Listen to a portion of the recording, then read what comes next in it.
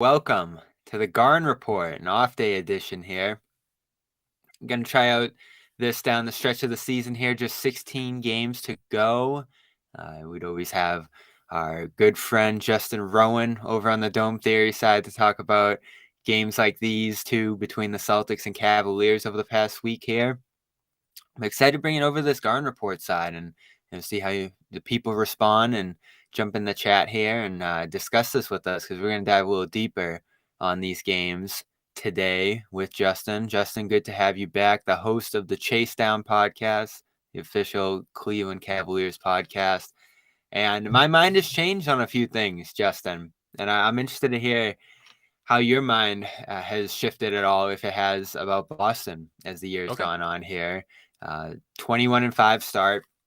You had those epic games early in the year where it looked like Cleveland had an answer for Boston that no other team did. You have this massive layoff between the two teams, and injuries happen, and the Cavs have had their struggles of late. The Celtics have had theirs. And you end up with these, I guess, two awkward, disjointed games. They weren't nearly as good as the first two we saw early in the year when these two teams were just rolling. And then, of course, you have more of a load management game for the Celtics in the second one.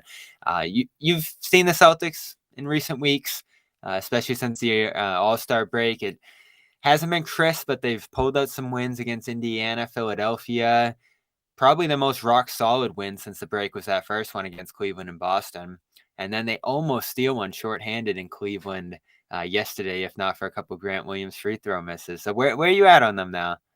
Where am I at on Boston? I think that they are one of the two best teams in the league. I think they are a legitimate contender. And I said this to Jay King when he was on our pod after the first game, but I'd be really surprised. Like, looking at how good Boston is now, I'd be surprised if they don't win a championship with this core. Like, I'm This that. year or into the future?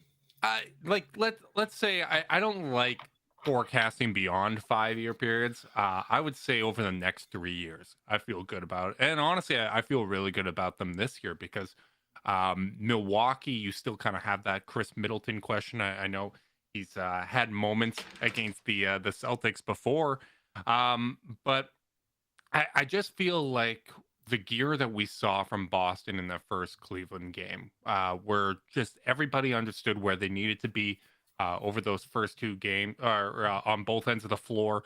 They made adjustments to really take away the roller and expose a lot of the weaknesses within the Cavs roster. It just reminded me a lot of those Warriors teams. And I think from Boston's standpoint, this is kind of getting into that weird lull of the season where I think they've already figured out everything that they needed to figure out from the regular season. Home court throughout the playoffs is probably a priority, but it's still kind of hard to get over some of those mental hurdles. And obviously, the health of Robert Williams is a big question, but I thought in that game against Cleveland, that was as good as I've seen him look this year. Like, he looked like last year's Robert Williams in that game. Yeah, then he gets hurt again, which is the constant story with him, and you end up with Al Horford sitting on the back end of a back-to-back into the second game. Good stuff from the bigs behind them into that game. I thought Mike Muscala was a team high +9, even though he didn't hit his shot, so he was doing some other stuff out there in the drop that gave the Cavs some trouble for much of the game. You had Luke Cornett playing that drop, and it made me rethink the Cavs a little bit, seeing them these last two games here. Lamar Stevens got super aggressive on the offensive glass late, and you have these mad dash charges from Donovan Mitchell, terrifying ones late in both games, because the Cavs actually pulled back within 4 in the final minute of that first game. In this one, they tie it. Which basically only screwed up gamblers. Yeah. I don't think that made it look a lot prettier than it was, but I think outside of the people that had money on that game, I don't think that run, it wasn't like, it's legitimate because it occurred, but at the same time, Boston took their foot off the gas, and the Cavs just kind of like capitalized on that. Yeah, so I'm seeing the way these teams match up, and this was a matchup that gave me worries early in the year. Outside of Mitchell's unstoppable drives and isolation scoring, a few Darius Garland bursts late in these games, and that Stevens push on the offensive glass. And I think Evan Mobley's persistence was great in the second game. But going against Rob, going against Al was a different story. I didn't think he was that great in the first game on the offensive end. No, he was pressing. Like I thought that first game against Boston, Mobley was pressing. I thought he was trying to do too much, which I'd rather see that from him than kind of shrinking in those moments. Whereas Jared Allen, I think obviously Boston's game plan going into that first game was to take away the roller, right? Like let's force Garland and Mitchell to be scorers. Let's play that drop and try to take Jared Allen out of the game because he had such an impact in those first ones. And I thought that was the case in the third meeting between these teams. Last night, I think Allen just didn't have a good game. Like, I just Yeah. think he was a little out of it. Both games, I think a consistent theme between them was early foul trouble, which can take big men out of games and you kind of get into a rhythm in other sorts. So, um, like, if the Cavs want to be competitive in a matchup against Boston, let's say that is a second round series, which is possible. Um, you can't have Robert Williams and Al Horford outplaying Mobley and Allen that thoroughly, right? And I think it would come down to the adjustments of what the Cavs can do there. But I think you just see some of these games, especially after the All Star break, like Cavs have losses to Philly, Boston, and Denver. All three of those teams are better than the Cavs, and I think you're starting to see kind of the cream of the crop in the Eastern Conference separate themselves a little bit. Yeah, and for the Cavs and the Celtics, especially in that matchup, I see that wing difference again that we talked about early in the year. And Cleveland, it looked like Isaac Okoro got it together there for a stretch with the jump shot. He Yep. starts that first game against them, and they take him out of the game by leaving him open there for the most part in that night. And you're trying out Stevens, you're trying out Cedi Osman. It's still that rotation there on the wing where Brown's off to this terrific start in game two. Tatum, as much as Cleveland's given him trouble in the past, kind of scored at will against Yeah. them in that first game. What changed for those two guys specifically, you think, whereas Cleveland was able to contain them better early in the year? I thought in this game, going against Allen, going against Mobley, going against that great front line and this awesome Cavs defense, they just tore them apart in both of those games, and Tatum obviously missed the second one. Yeah, I think one of the biggest differences was those first two matchups. The Cavs did have a healthy and productive Dean Wade, and he was kind of that guy that really would take on a lot of those assignments, like when they would guard Durant, when they would guard Boston, right? It was Dean Wade kind of being that 6'10" guy that can move his feet and force contested shots. And Dean Wade just hasn't been the same since that shoulder injury, that right shoulder injury that took him out for 30 games. Just his confidence isn't there. The ability to keep him on the floor hurts. I actually thought, like, I thought Isaac Okoro and the Cavs in general, that first half, I thought they played really good defense on Jason Tatum, and he was hitting contested shots. One of the things we looked at was the tracking data after that game, and Boston shot better on tightly contested shots than wide open shots, particularly from three, right? Like the Mm-hmm. more contested it was, even if it was a late contest, they progressively would shoot better. And I think Boston hitting tough shots against good defense in the first half caused the Cavs to kind of overcorrect a little bit. And then all of a sudden you're starting to get the team in rotation. The bigs weren't as involved, having an off night for them. And it just kind of slid from there. So I think those are kind of the biggest differences that jumped out to me in that matchup. But I honestly think like having Dean Wade not perform at the level we saw last year and this year prior to when he got hurt, that's really tough for the Cavs, especially after this Kevin Love buyout, where Dean Wade is kind of your third big now, and when he's not playing well, it means they have to go to kind of the energy guy in Lamar Stevens to play some small ball four. Yeah, and it helps to have Horford starting 6 for 6 from three in that game, and he's been on an incredible tear shooting the ball Yeah. for Boston, and they've slid as a 3-point team. They're doing the They're Warriors a thing, the variance team now, Jazz right? thing, Like the they're Rockets thing, yeah, and it stinks. Like I don't love it. I don't love it because you know what's gonna happen come playoff time is you're gonna get to an end of a series, and you're either gonna hit shots, and that's gonna be the reason you move on, or they're gonna lose a series. And the story, at least from their telling, is going to be we just missed shots. And that's where I see this going with their approach right now in terms of being that volume, that variance team. And Mhm. it worries me because I look back at the recent champions, and I you'll have to remind me what 2016 Cavs looked like from this perspective. they're not Warriors aside, it's not high volume 3-point shooting teams. And even the Celtics last year going to the NBA finals were like 9th or 10th in volume. Mhm. So this notion that you need, and this has been Joe Mazzulla's thing this year, you need to be a high volume 3-point shooting team. And maybe that's what the Celtics do need because they've been a top 5 offense this year. It worries me. It does. It wouldn't worry me as much if Robert Williams is himself, right? Because if the defense is as good as it can be, you're able to absorb that, right? Like even the Cavs, they have very inconsistent shooting. You alluded to the issues that they have kind of in terms of wing depth, and they've still been in almost all of these games, even when they shoot poorly. Like the Boston game was a bit of a weird one, but even these games where they go down 20, they'll get back into games with their defense, right? Like I think some of the reason why you get so much angst among Cavs fans with this season is because they're in all of these games and all of their losses come in clutch time. You start to kind of analyze the 2 or 3 things that could have gone differently. Like, what if this rotation was a little bit different, or what if this guy didn't make that play, right? So you always feel like you're close because of how good the defense is. Boston just has a different level of shot making, right? Like you have playmaking talent at every position. Jason Tatum and Jaylen Brown have improved as playmakers. So I think as long as the defense remains consistent, you're going to be able to absorb some of those ebbs and flows.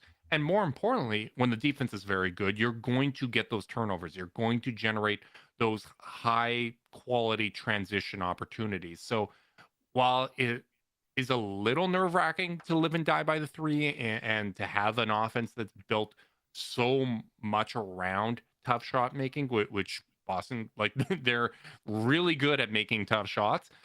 I think you're able to survive that better when you have a great defense.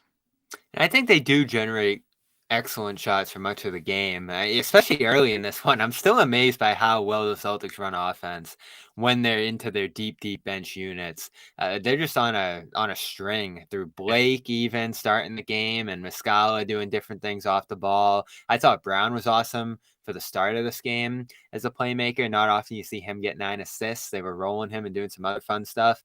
And then this is the story. Last 3 games here, it just comes to a grinding halt. 2 of 13 to close the fourth, 1 of 8 in overtime. And of course, we're all sitting here complaining about things they didn't do. Is there anything you thought the Cavs did that lured them into that massive offensive slump to end the game? Oh, I have such a tough time getting real analysis from this game because I think Cleveland knew that Boston played a double OT game the night before. I think they were looking at who was across from them, and they've fallen prey to this before, where they play down to the level of the competition, and that's not a slight at Boston. That's just the realities of NBA scheduling. And there was a game after the Warriors played in Boston where the Warriors entire starting lineup, they sat them, in Cleveland just kind of didn't take it that seriously. A lot of careless turnovers.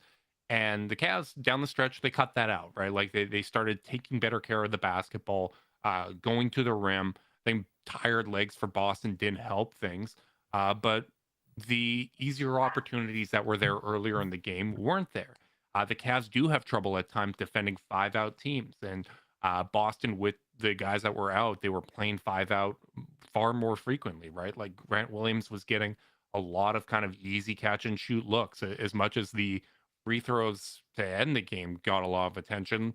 His shooting earlier in the game was a big part of why Boston was up, right? Like he played very well, and I saw a few people say leave Grant Williams behind in Cleveland. Trust me, we would take him. He would probably be starting and playing massive minutes at the small forward Okay, I position. love this. So, what's going on with Grant? I don't know. So You he's tell me. You're the Boston guy here. this is a guy you probably fear a year ago, right? And I guess you do still fear him to some degree. I don't. I mean, I don't know about fear. Like I think he's improved You have this to year. respect him. Yeah, like he's a good player. I think he would be the starting small forward for the Cavs and playing real minutes. I thought not playing him getting a did not play coach's decision was a hell of a flex from Missoula. Where the Cavs, like, they're lean, right? They made a consolidation trade this summer. They sent out 3 shooters and they got a damn good shooter back in Donovan Mitchell, but it's going to take them a little bit of time, right? Like I think I would expect the Cavs this offseason to utilize the mid-level exception to bring in a shooter. Maybe you start to consolidate some of those second round picks and doing a 5 second round picks for a shooter type deal with some of the expiring contracts that they have, and maybe add some shooting to the team, right? But I mean, it's just funny. Like I understand that Grant makes some mistakes, right? Like there are some lapses. Him missing those 2 free throws is brutal. I think the Cavs, the Cavs probably did the best job icing a free throw shooter I've ever seen. You should go back and watch it. I timed it. 45 seconds, Bobby, of them screwing around, talking. You're almost set. Let's get a substitution in. Right when they were almost set, Karis LeVert goes in the lane and asks Jared Allen if they should switch spots. And it was 45 seconds between those free throws. It was hilarious. It was a savvy thing from a young team. But like, that is such an aberration. That is an aberration the same way that the Cavs 7-0 overtime record is an aberration, the same way Boston's winless overtime record is an aberration, right? Like, I wouldn't put too much stock into it. It's annoying from my perspective. Like, I felt guilty almost with that with that win. Like, I was expecting a loss 100% before then. I didn't love the fact that they called the foul in that spot. Like, I think there's that much contact on every free throw, or every rebound, I should say, not free throw. But it was one of those where it's not a good win for the Cavs, but it was a needed win with the Knicks breathing down their throat. So we'll take it. But the reality is the Cavs need to play a whole lot better down the stretch. They have a month and a bit to get into playoff shape because you look at the 4 teams around them, including the Knicks and the 3 above them. They're playing better basketball right now. I want to circle back to Grant just a second, and then your Cavs point there. But first, we got to tell the people about HelloFresh. HelloFresh back here on the Garden Report. Probably, I don't want to pick and choose, but one of my favorite sponsors. I've enjoyed them a ton. Right to your door, you're getting fresh ingredients, prepackaged, instructions laid out. I know cooking's a nerve-wracking or stressful thing for most people. They're going to streamline it, make it fun, and make it healthy. And they give you a bunch of different options you can choose from, whether it's meat, vegetarian, fish is my go-to, or you can customize it each week as they bring it to your house. And you're going to get 60% off plus free shipping when you go to HelloFresh.com/garden60. Grant, kind of a lightning rod this year. And he has been through much of his Celtics tenure. I love, though, that you look at him as a guy who would help Cleveland. And I look at a lot of teams around the league and think he'll have a market this summer. Restricted free agent, that gets tricky. But he's a 40% three-point shooter, even shooting below 36% since mid-December. And gets hot in this game. He's capable of that. You have to respect him. And his switchability, I think, is still so important. So to see him play 15 minutes in this game, to see the 6 against Indiana and the DNP that you mentioned, I'm worried. And they've brought in other guys, Muscala, Gallinari over the offseason, that you sort of look at and say, all right, are they trying to kind of – and you do have to parse down your salary to some degree. You're a luxury tax team. You've gotten a report that he's looking for $20 million, which I think blows some people's minds. But he'll say that's where salaries are going. There's a TV deal coming. I'm in the union, all the rest. And I think he's an important piece of this team. I'm very interested to see where this is going to go into the playoffs. Is he going to keep losing favor? Is he going to – I mean, after these 2 free throws, who knows where that brings you mentally after you've already been sat in a couple games and gone on this long slump. I think they need him to win a championship. I think they need to keep him into the future. But like you said, team like the Cavs would love to have him. I think there's teams with cap space that would love to have him. So I don't know where this goes. And I think it's a big story, and it's getting the due attention finally that it deserves.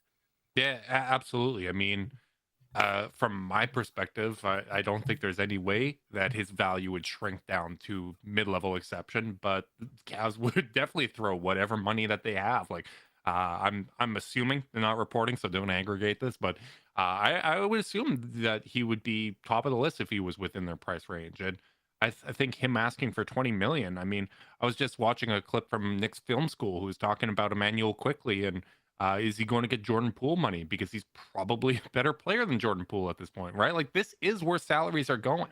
I believe it was Bobby Marks that was saying in 2025, mid-level exception is going to be 18 million a year, right? So like Wow. you have to kind of factor this in, right? I've just kind of accepted that I will not be able to assess what's good and value or good and bad value when it comes to player salaries. But in terms of what Grant Williams can bring, right? Like that's what you want from a perimeter player, right? Like guys that are versatile enough to play 3-4, right? Either position switch, big strong enough to handle some of the bigger players, able to stretch the floor really well. Like that is basically what the Cavs were hoping to get in, what they did get early in the season from Dean Wade prior to his injury. But those players are worth their weight in gold, man. And Grant Williams, I don't know how Boston's going to approach it, but like I said, I would love to have him on the Cavs, warts and all. Yeah, and the words are there, and I think they get more frustrating when you start making $20 million. And he's frustrated people enough making the rookie money, so I get it. It's a big investment. And you're going to expect more from a guy as they start to make more money. You're paying a guy to improve into the future, and you're wondering how much improvement he can show into the future. And it's interesting because early in the year he's attacking closeouts, he's finishing at the basket at 50% field goal percentage, and Yeah, he he's looked improved. he was red hot from three to start the year, and that's all come back to earth. And you wonder confidence, opportunity, and even usage Pressure of within the playing for a new offense. contract, right? Like For when sure. the human element comes in, like there is the pressure of a new deal. There's the understanding that hey, we're getting late in the season. I did not have consistent playing time in the playoffs, right? Like that's the weirdest thing about playoff basketball. It happens every year. Guys that are valuable contributors in the regular season, all of a sudden you get it to a matchup where you just can't play them as much, right? Like Milwaukee in the championship run had that with Bobby Portis, and he's an essential piece, right? That's what scares me about the Cavs is if you lose a guy from the rotation that's already thin, where you're not getting bench production at all, pretty much, outside of the sporadic Karis LeVert game, you can't afford to have someone within that rotation that's just not playable in a series, right? Like, who is going to step up? You don't have that rotational versatility to play different styles, to have someone else kind of come in and address a need, right? Like, it's a little bit concerning. Yeah, and you have your guys who you look at as rocks, as staples to the rotation. Certainly, that's a starting lineup. I think each team has a few handful of guys off their bench. And then you have your matchup guys and your guys that probably play a role in certain games and don't play a role in others. To hear Missoula say it wasn't a Grant matchup in that first Cleveland game, that shocked me because I don't look at him as a matchup guy or a guy who gets taken out of certain games and certain series. He might be better in some than others, but there was nothing about Cleveland to me that said he can't play in this game. And Yeah. again, he doesn't get off the bench. You're seeing him on the sideline throughout the game, and all the cameras pointed at him, and he just didn't look like himself. It's just very weird what's going on with him right now. Yeah, it was weird, right? Like, I understand you want to play a little more drop coverage and you want to take away the roller. I just don't see how Grant Williams can't do that, right? Like, it's just it's a weird thing. You would be more familiar with the situation for me, but it's one of those things just from an outsider perspective that it's surprising to me because he is a valuable player, but few teams have the depth that Boston has, right? Like you have to go so far down the rotation before you find a guy that's a one-way contributor, and that's a really really unique thing where Boston, you don't have to make a lot of concessions when it comes to roster construction and rotations, building a rotation. Like nobody's really taken a lot off the table, which is why it's weird to hear matchup being used as kind of a reasoning there. And that is one thing that makes you feel good out of the second game is, again, couple injuries, couple guys out.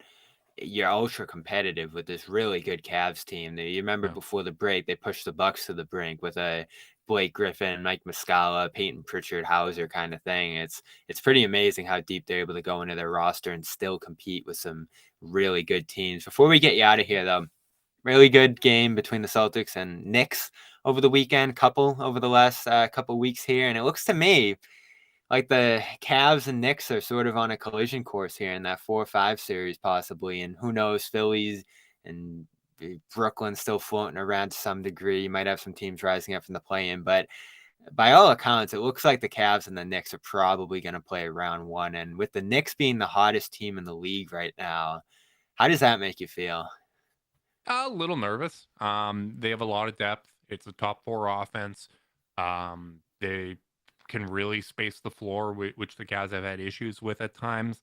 Um, I also just kind of understand that there is over a month until playoffs start, right? Like you look over the last month that's behind us, and the Cavs had a 7-game winning streak in there, and they had a 3-game losing streak. Like a lot can happen over the course of a month, but I feel a sense of urgency, and I would expect the Cavs to feel the same way because they don't have the experience of every other team in the Eastern Conference, pretty much, right? Like Boston, Philly, Milwaukee, New York, Atlanta, Miami. I'll keep Brooklyn out of it for now, but every one I of don't know those what to teams, think about them. every one of those teams has playoff experience with their core. They have experience fighting for seeding. And the Cavs don't have that. I think there's a little bit of tightness. Not only did the Cavs get robbed from a postseason opportunity last year with the injuries, but with the injuries, it kind of even took away the opportunity to fight for seeding and gain experience for that, right? Because there was just kind of the, well, there's nothing we can do, right? Like Garland's got a back issue. Larry Markkanen's banged up.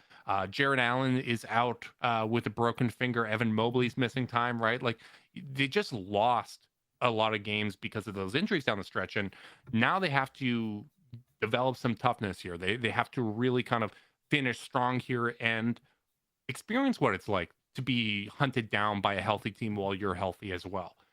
They have a real big opportunity here. They're playing 2 games in Miami this week, right? And then 2 games in Charlotte before they play Philadelphia. But after these 2 Miami games, they only play 4 teams with a winning record the rest of the way, and 2 of those games are against Brooklyn. Like they should, in theory, like their schedule is a whole lot easier. It's going to open up an opportunity to maybe even catch Philly, but they have to do something they haven't done all year, which is win consistently on the road. Like they have a very good net rating on the road, but they've lost a lot of close games. They've let games that they should have won kind of slip through their fingers.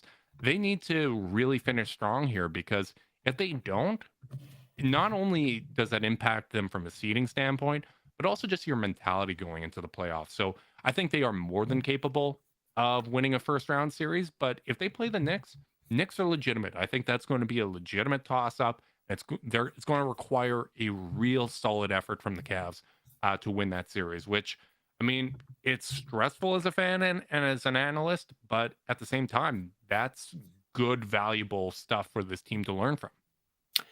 I don't think many people realize this. I certainly didn't as I take a quick look here. Cleveland's still number 1 in net rating in the Yeah. NBA, which is amazing to think about with their ups and downs recently. We get sucked into these smaller sample sizes of games, a losing streak.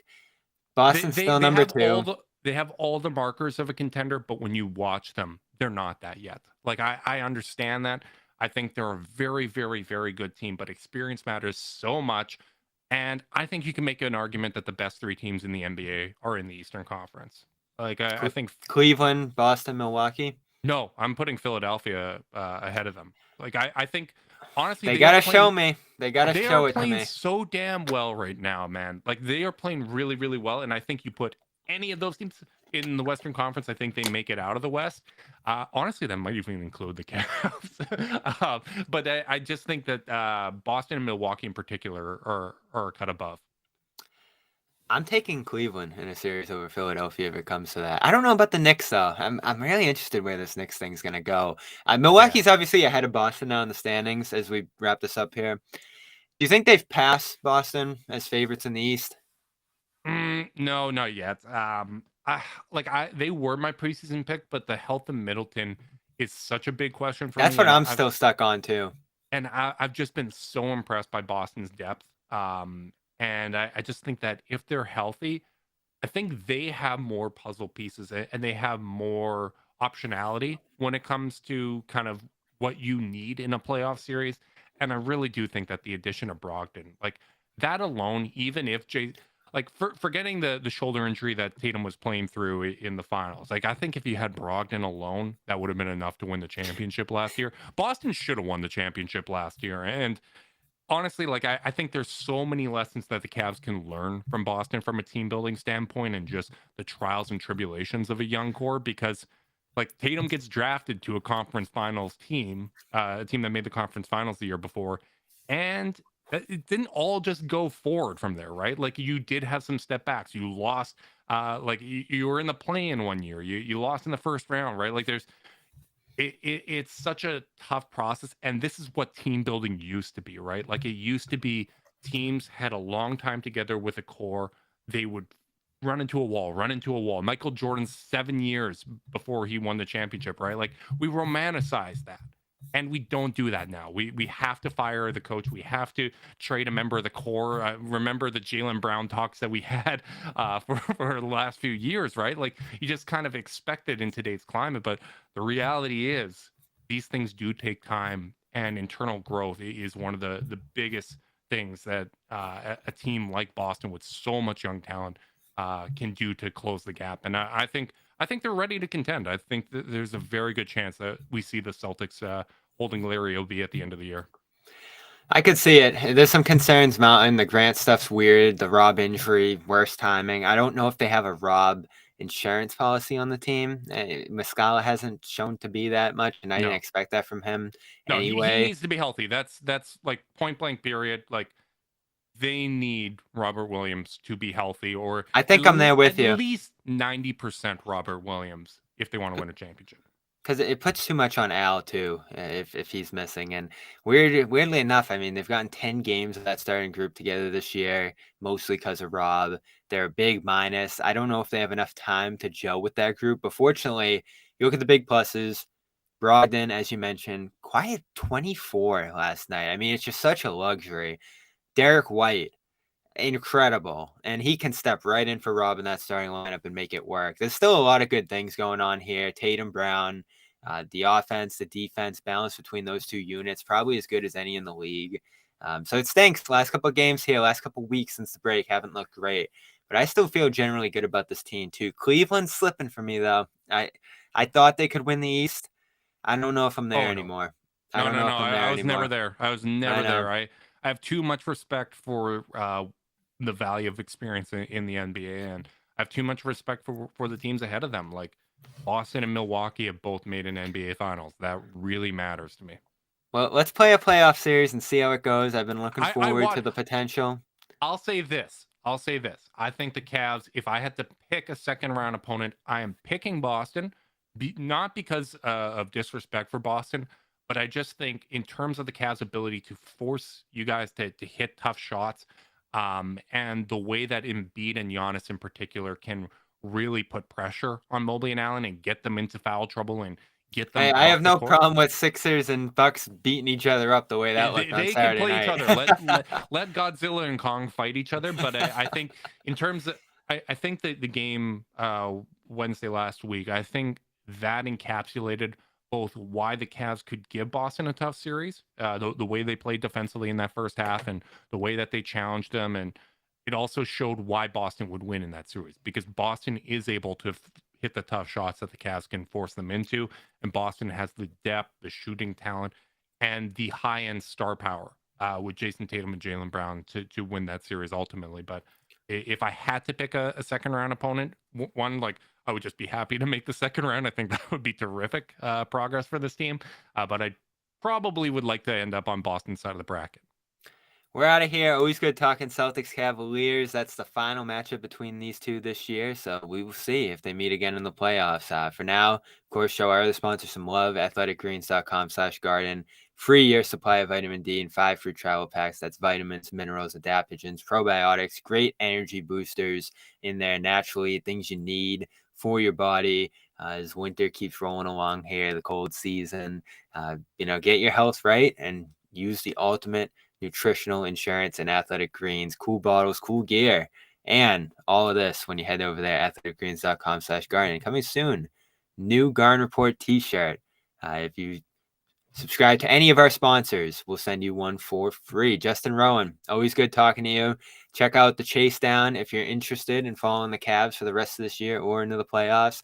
I still think they'll be an intriguing team, and Justin's always one of the best talking, covering them. Good talking to you, Justin. Thanks for jumping on the Garn Report. Bobby, thank